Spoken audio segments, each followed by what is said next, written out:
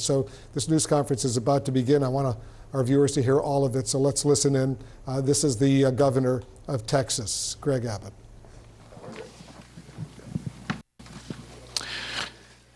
Thank you all for joining with us here today. My name is Greg Abbott. I'm the governor of Texas, and I want to let you know Texas grieves for the people of El Paso today. On a day that would have been a normal day for someone to leisurely go shopping, turned into one of the most deadly days in the history of Texas. Lives were taken who should still be with us today. 20 innocent people from El Paso have lost their lives, and more than 24 more are injured. We, as a state, unite in support of these victims and their family members. We want to do all we can to help them, to assist them. We pray that God can be with those who've been harmed in any way and bind up their wounds. We want to express incredible gratitude for all the law enforcement and the swift response that they took to minimize the loss of life by directly confronting the shooter, getting him to disarm himself and be able to arrest him. We could not have done this without the effective law enforcement activities of the El Paso Police Department, by the Texas Rangers, by state, federal, and local law enforcement working collaboratively the way law enforcement does work, making sure that swift justice would be achieved. I want the city of El Paso to know, and the El Paso Police Department and everybody in this entire community know that the state of Texas provides its full support for this community in their efforts to rebuild. For the country that I know has been paying a lot of attention to this, asking what they can do, I ask that you keep El Pasoans in your prayers. We know the power of prayer and the power that you can have by using that prayer. For every mom and dad, for every son and daughter, we ask that you put your arms around your family members tonight and give them a hug and let them know how much you love them. As I was talking with members of the Texas House of Representatives behind me right now, earlier today, moments ago, they pointed out to me as they showed to me what a video taking place in this community about how people in this community were standing in lines around buildings to give blood, to provide water, to provide support. And as they pointed out, El Paso is defined not by the catastrophe that struck this town. The way El Paso is really defined is the way this community comes together and supports each other to bridge the divide of this catastrophe that's happened today toward the pathway of where El Paso will be tomorrow. Texas and everybody in this community, we must do one thing today, one thing tomorrow, and each and every day after this. We must unite. And especially, I want to emphasize the importance of every man and woman, black, brown, white, whatever your race may be. Now is the time for Texans to come together, to support each other, to help these families in need, and to make sure that El Paso is going to be able to take a step forward that it needs to take. I've known for more than 2 decades a man who has a passion for El Paso and the people of this town.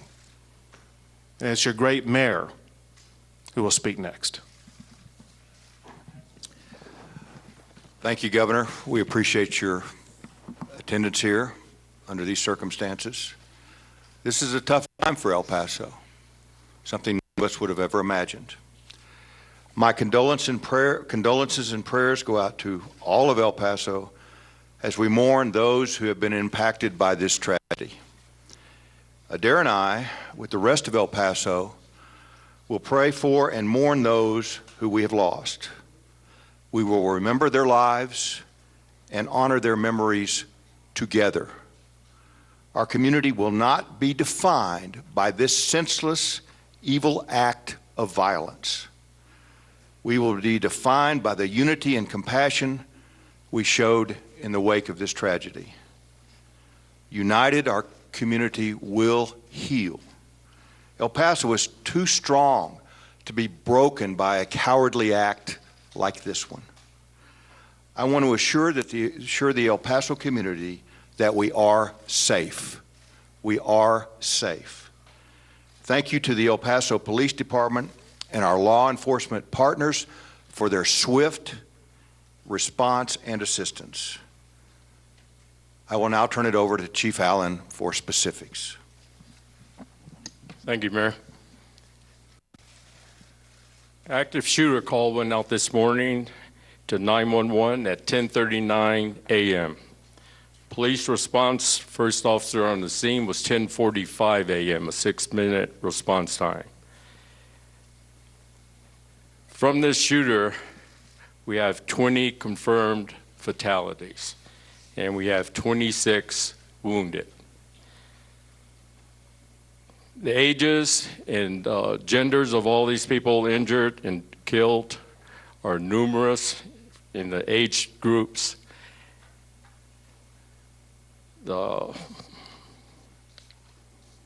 situation, needless to say, is a horrific one. Crime scene is being assisted by the FBI. Various law enforcement agencies respond to this scene. The Sheriff's Department, DPS, Border Patrol, everyone that carries a badge in this town pretty much showed up to that particular scene. But needless to say, the scene is a horrific one. Unfortunately, because of the nature of the situation, the scene will be in play for a long period.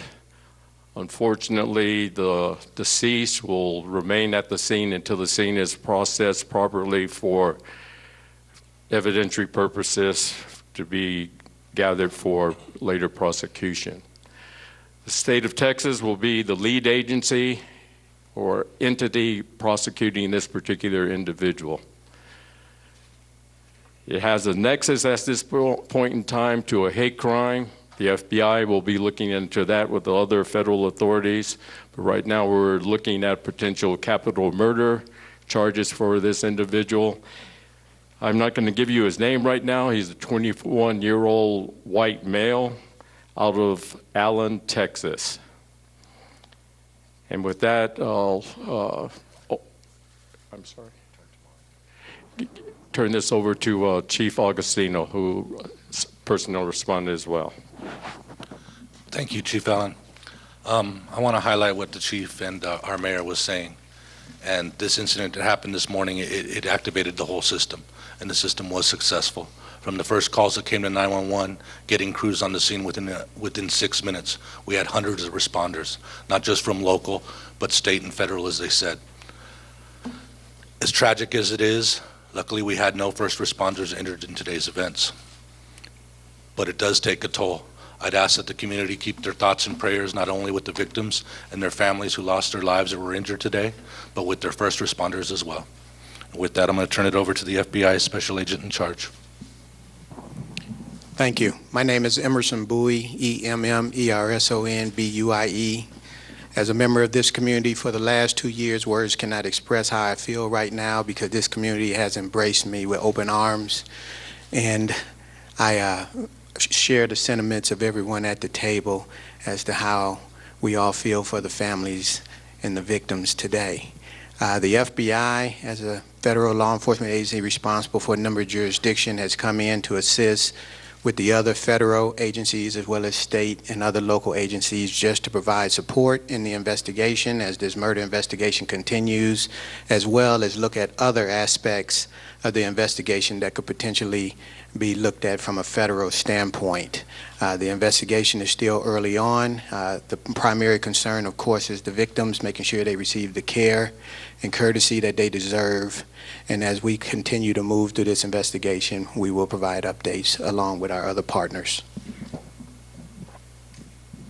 We'll take a few questions.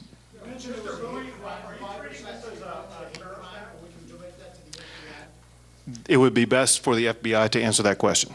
Would you repeat the question? The reason that you're calling this a hate crime, what's the evidence surrounding that? First and foremost, I did not call it a hate crime. I said we're looking at other aspects to ensure what potential violations are out there before we can label any type of investigation. We have to ensure that the evidence and the precursors are there, and they have to be reviewed to make sure that we are executing and moving in the right direction. So at this point in time, we're reviewing all the evidence that we have collected so far.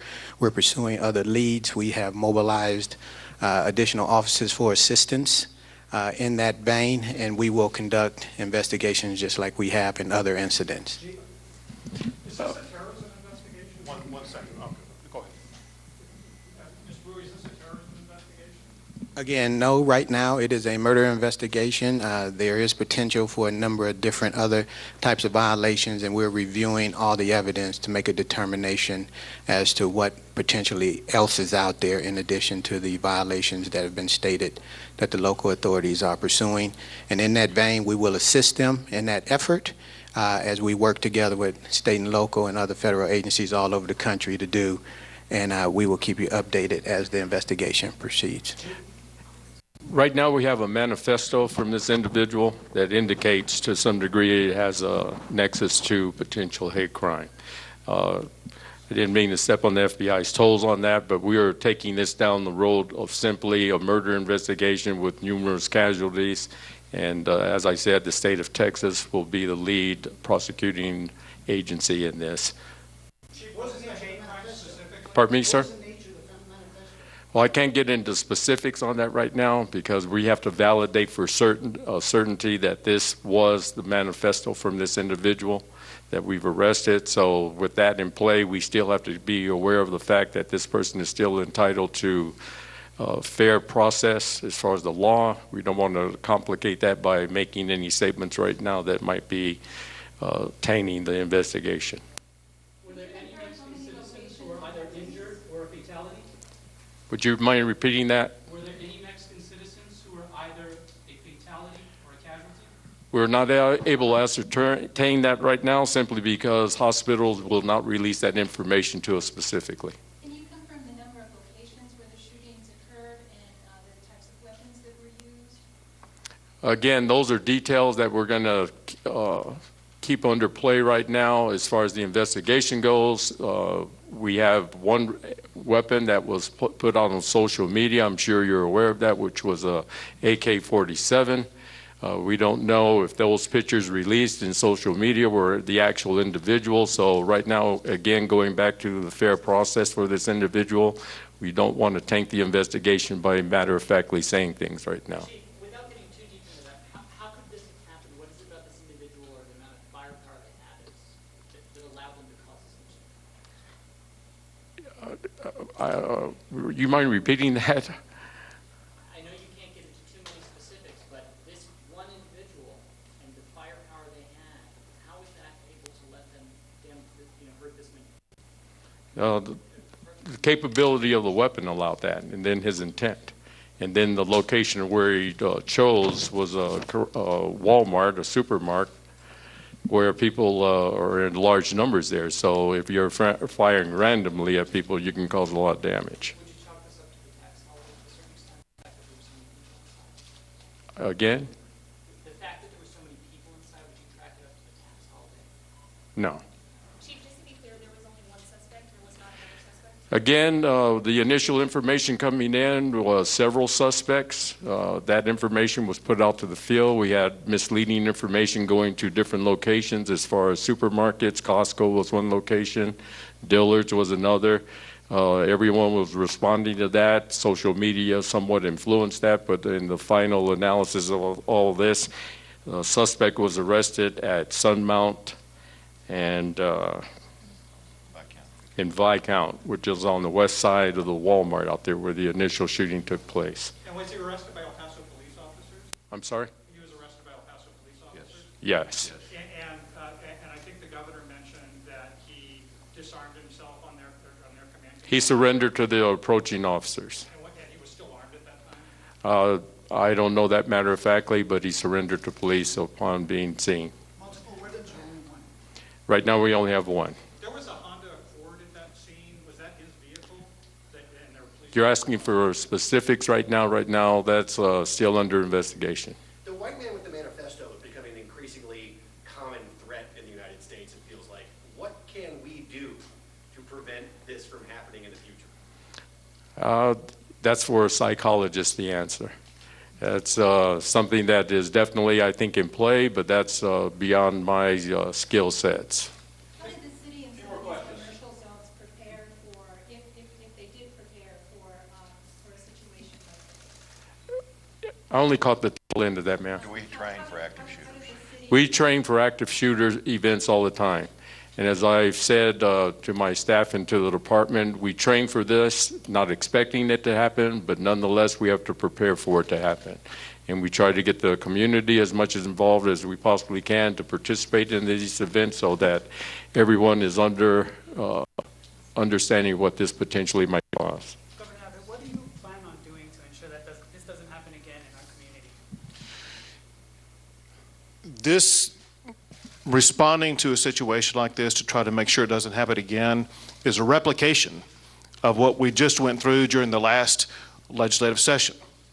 It was May a year ago when we had the horrific tragedy of the shooting at Santa Fe High School that led to 3 days of hearings that I conducted at the Capitol to get input from people who are educators, who are students, who are victims of shooting crimes, as well as experts in all different kinds of fields to help us be able to strategize the best ways to keep students safe and to prevent incidents like that from happening again. That led to hearings that were conducted by the legislature before the session began, then additional hearings, and then legislation that was passed by the state of Texas and is now law that includes bill after bill after bill that makes sure that we are doing more than ever before to keep students safe at school. During that time, we did not, as far as I know, evaluate for and plan for an incident like this. That said, I can tell you that perhaps the most profound and agreed upon issue that came out of all of those hearings was the need for the state and for society to do a better job of dealing with challenging mental health-based issues. We know that's a component to shootings that take place in schools. I think it's a fact. It probably is a component to any type of shooting that takes place, including, for example, the shooting that took place in Sutherland Springs. Bottom line is mental health is a large contributor to any type of violence or shooting violence, and the state of Texas this past session passed a lot of legislation and provided funding for the state to better address that challenge. One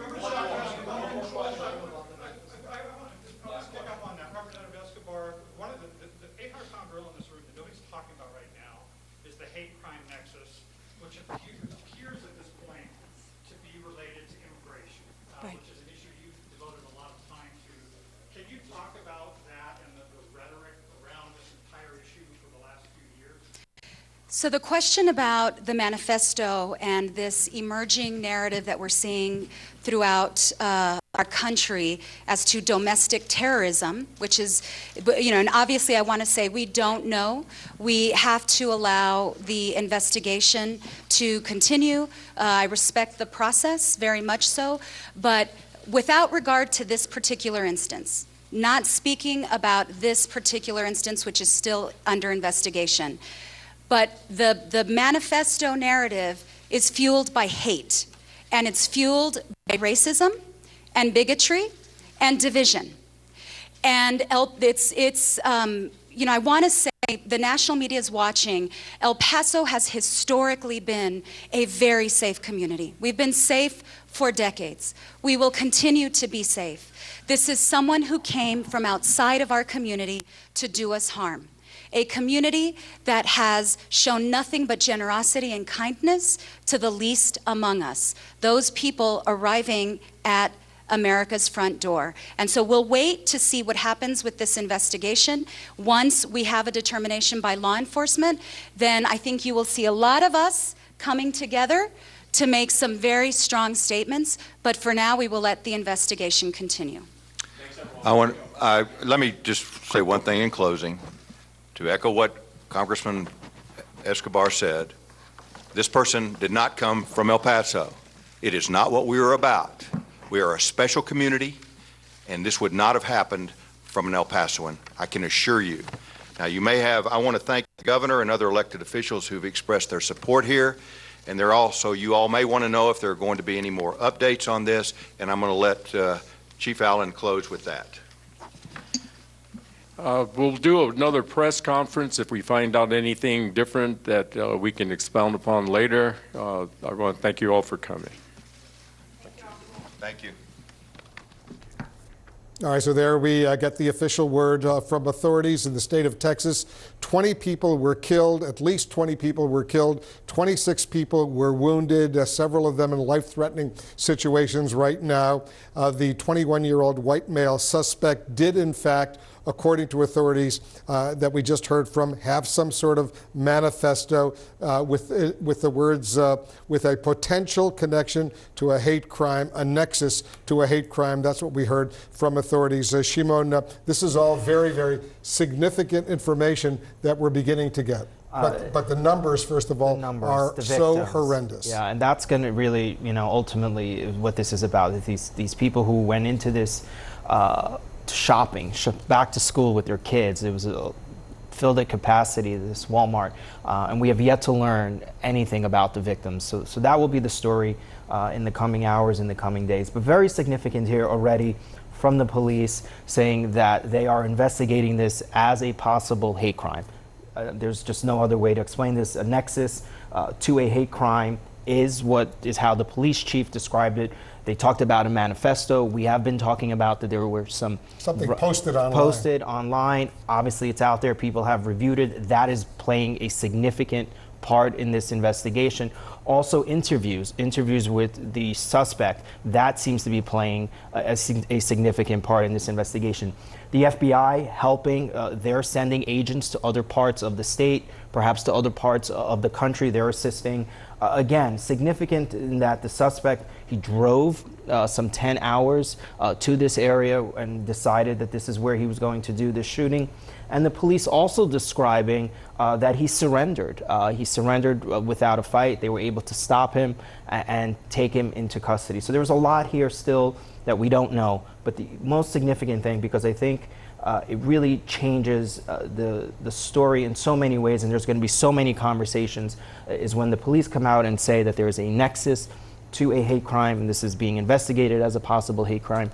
That is going to be very significant. Some of those shots were just kids, children, who are now at the Children's Medical Center in El Paso. One individual, 82 years old, who was shot, is in one of the hospitals. And also, I want to the suspect here facing the death penalty. They're treating this as a capital crime. The police chief there said so. As we know, Texas and the death penalty. So he is potentially facing the death penalty. Yeah, we heard from the police chief. Capital murder charges are on the line right now. Congressman Will Hurd of Texas is joining us right now. He's a Republican, former undercover officer for the CIA as well. So, Congressman, what's your reaction to this horrific shooting?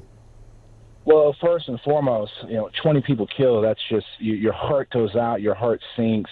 Also, you got to remember there are family members that are dealing not only with, knowing that their loved ones were just murdered, that there are some that the people that are currently in the hospital in critical condition, these families are praying and worrying about whether their family members is going to make it through the night. It's terrible. In this day and age, you wonder why somebody's heart is filled with this much hate and rage to do something like this. And like the folks were saying in the press conference, the city of El Paso is a warm, safe, beautiful city The communities there are grieving, but also know that local law enforcement, federal law enforcement, civil society, they're all and state government are all working closely together to put together the pieces to try to understand why something like this happened. At least 20 killed, 26 wounded. Those numbers could go up as we get more information. We're told, Congressman, a 21-year-old white male from Allen, Texas, is the suspect under arrest right now. That's about a 600-mile drive from Allen, Texas to El Paso, Texas, and that there was this so-called manifesto that authorities now say have a potential to a hate crime. Tell us what's your reaction to that? Sure, and before I hit that, Wolf, if any of your viewers are living in Texas or New Mexico, donate blood. This is something that is going to be needed over the next couple of days and even weeks. You can go to the Red Cross and figure out how to do that. That's critical. But also, this is a lesson for all of us across the country. If you see something on social media, just someone's going to do some crime, notify your local law enforcement, notify the FBI if you see something like that. And if again, this is still an investigation, if this was a crime that was indeed fueled by hatred of some sort, then this is obviously a act of domestic terrorism. That is if, and we don't want to get in the way of federal law enforcement and local law enforcement doing this. But if this does play out, it should be treated that way. And this is a broader problem. I've been talking with federal law enforcement all day about this problem, and they've said they're overwhelmed by the number of tips and information they've been getting from citizens about stuff that they see on social media. That is going to have to be something that we have to deal with. I hope in the conversation around this, what just happened, this horrible event, is we're focused on preventing people from having guns that shouldn't have guns. We are preventing people, and whether it's young men from the suburbs that are from thinking that this is something that they should have to do. We have to make sure that social media companies are working with federal law enforcement and local law enforcement on this.